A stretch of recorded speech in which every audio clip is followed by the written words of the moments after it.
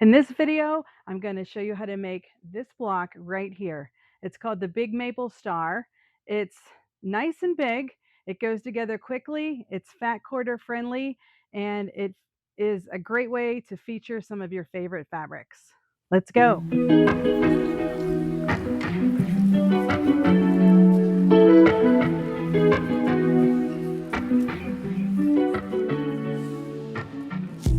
Hi, welcome to my channel. My name's Terry Faust, and we're going to do some quilting today, and I'm going to show you how to make the block behind me. This is a quilt pattern that I designed. It's an older traditional block. I designed this quilt because it's a traditional block that has always caught my eye. I've always loved it, and it was also a way for me to use my ultimate flying geese tool from Creative Grids. And so I'm going to show you how to use this tool to create this block.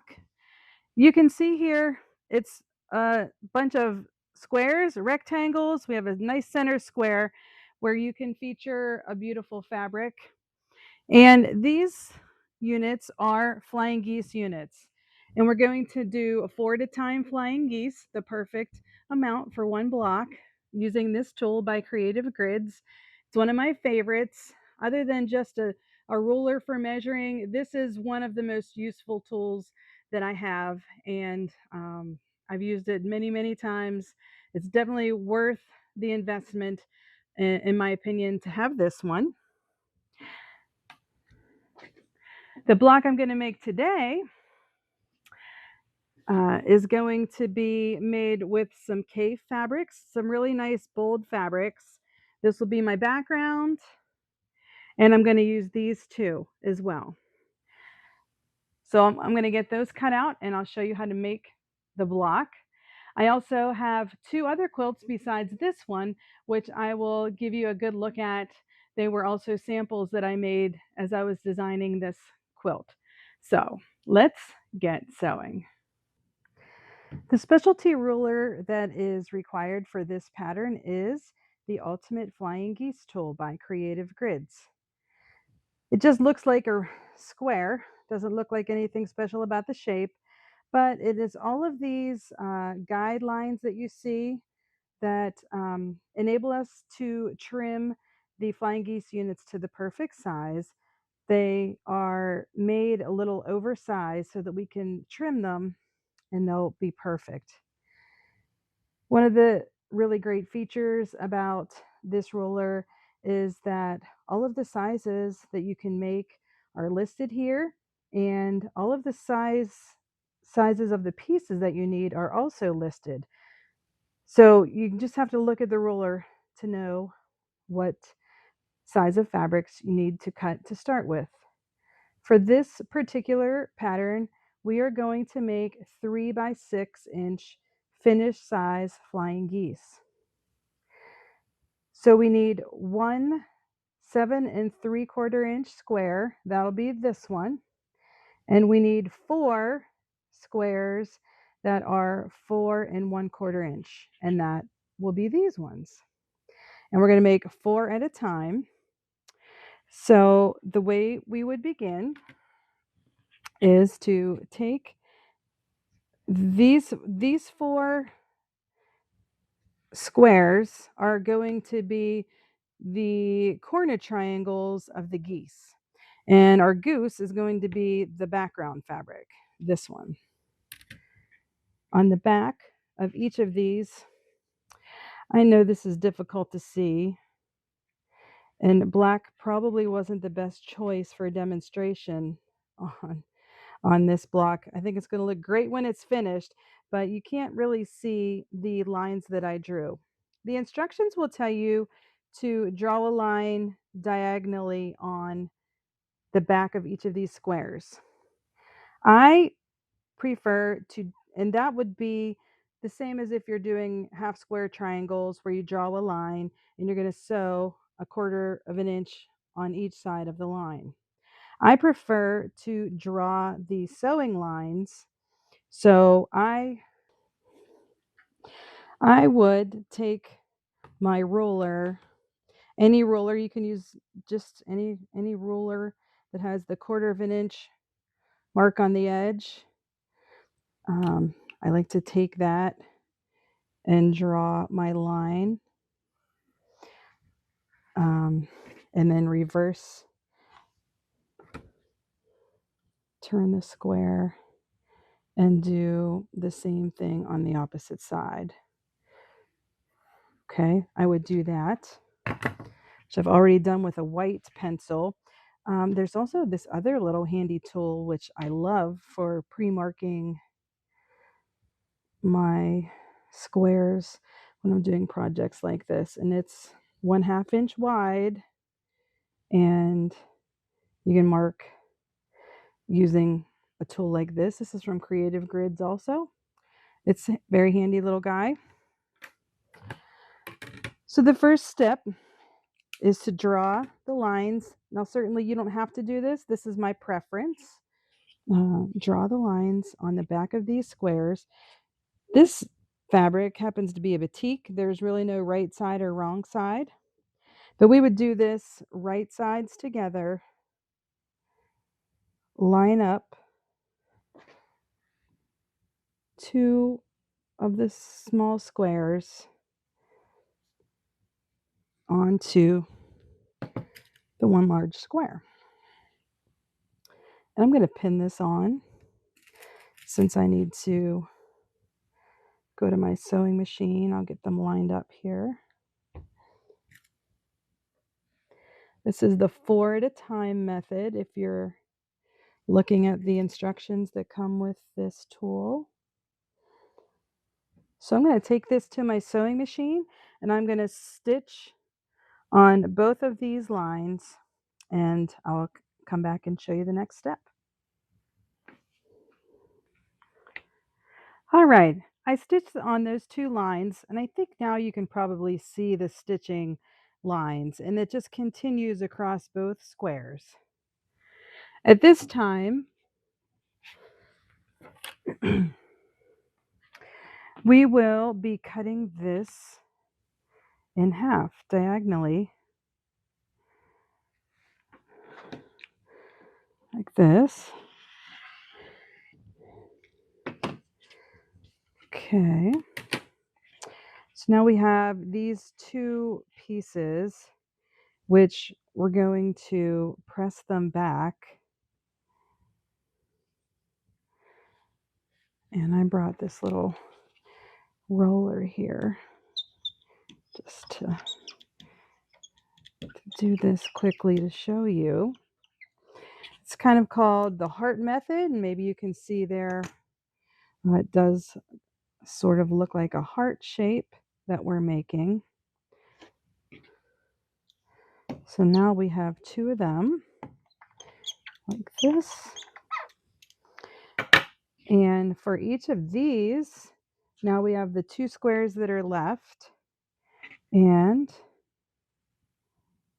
we line them up in this bottom corner. Again, I have lines drawn. These are going to be my sewing lines again.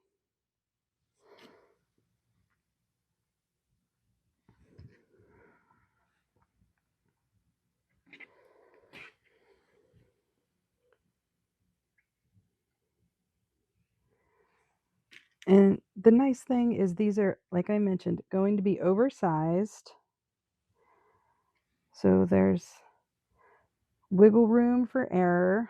And again, wiggle room for your fabrics getting stretched out a little bit on the bias as we're sewing diagonally across that square. That's just a natural thing that happens with the fabric. So next, I'm going to take these 2 pieces to my machine and I'm going to sew along these lines, and I'll be back to show you what happens next. These are now stitched together, and we're going to next cut from corner to corner between those sewing lines.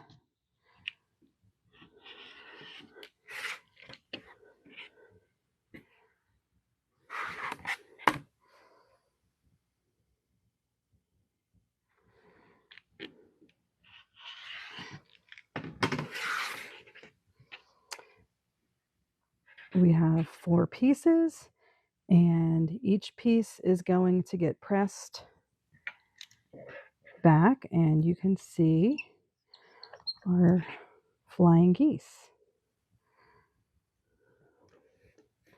I am going to take these to my ironing board and give them a good press before trimming them. I have my 4 units pressed. You can see they don't look pretty. They're not perfect, and they're not supposed to be yet. Another important thing to note on this template is the size that we're making is the 3" by 6" finished, and each size has a letter beside it. And this particular size has letter F. That's very important in choosing the lines that we're going to use for trimming the blocks. There are 2 sides. This says trim 1, and if we turn it, the other side says trim 2. So we will start with trim 1, and this is the little angle here has the letter F, and you can see this line is lined up on my seam, and I'm going to trim the side and the top. Okay. So half of the block is trimmed, and that's trim 1. Then we're going to rotate the ruler, and we're going to rotate our piece, and we're going to find again F. F is right here in this angle, and it lines up perfectly where these seams meet. The line here is perfect on the edge. That's the edge we just trimmed. And now we're going to trim the side and the top. Okay. Now we have a really beautiful goose here. 3 more to go. And starting with trim 1, when you have a lot of these flying geese to trim, it is a little faster, a little more efficient to just do all the trim 1s first. F is up in my little angle there.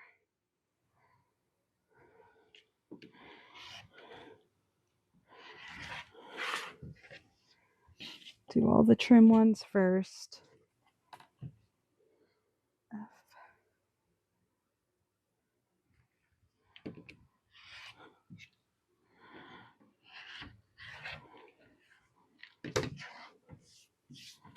Okay.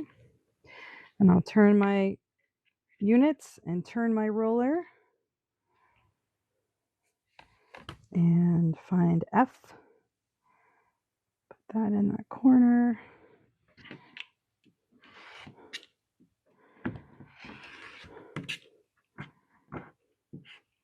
And we end up with beautiful geese.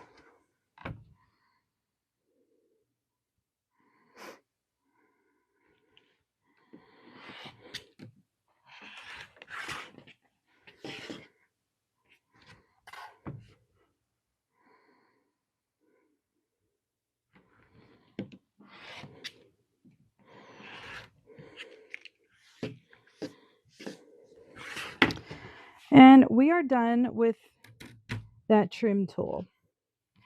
We have the 4 flying geese. And if we break this block down into units, the flying goose would be stitched to this rectangle, which is the second fabric. This would be fabric 1, fabric 2.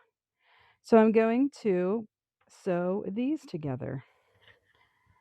There's 4 of each. The other important unit in this block is the corner units. And I'll show you how those pieces go together. Take one of the fabric a background, and then we have this rectangle, and we sew those together and make 4 of those units. All of the units are ready to be assembled together in this block. We have the center. Each one of these units goes on the side and the top and bottom.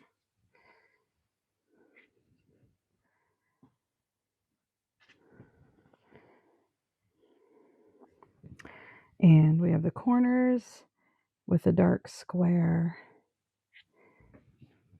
positioned in there.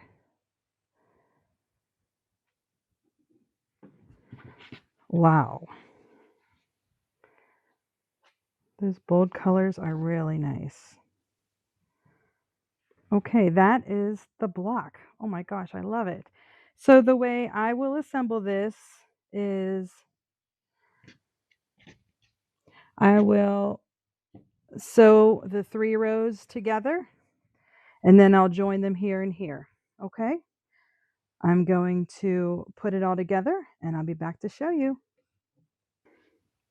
I'm back, and I finished sewing together my block. Look at that beautiful block.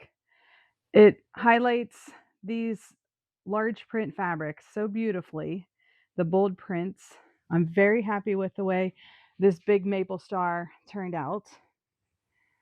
I often admire the cave facet fabrics, but I have a hard time thinking about how actually want to use them in a quilt. And that's one reason why I love this quilt block. The big maple star, as I mentioned, is a quilt pattern that I designed, and you can go to my website and get your own copy. It's a PDF version. Oh, upside down. It's a PDF version, and the quilt on the cover is the same quilt that's behind me. And I'm going to talk to you a little bit about this quilt specifically and the pattern as a whole, rather than just the block. The pattern has instructions to make 2 sizes. This is a large throw size, which is 66 inches by 87 inches. And there is also a baby size, which is 45 inches by 45 inches. And I have a couple more quilts to show you. But first, let's talk about the one behind me. So I got a fat quarter bundle of these beautiful art gallery fabrics, and it requires just a small amount of background fabric, as you can see in each of the blocks and the cornerstones. That's the only background fabric that you need.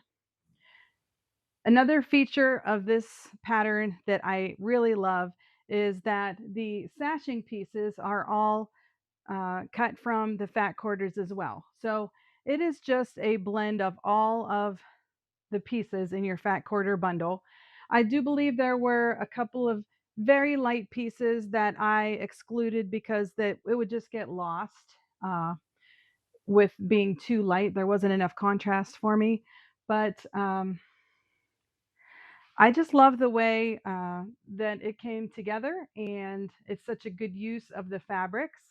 The pattern, if you want to purchase it for yourself, has very clear cutting diagrams for the fat quarters as well. So, good instructions for you to follow in it.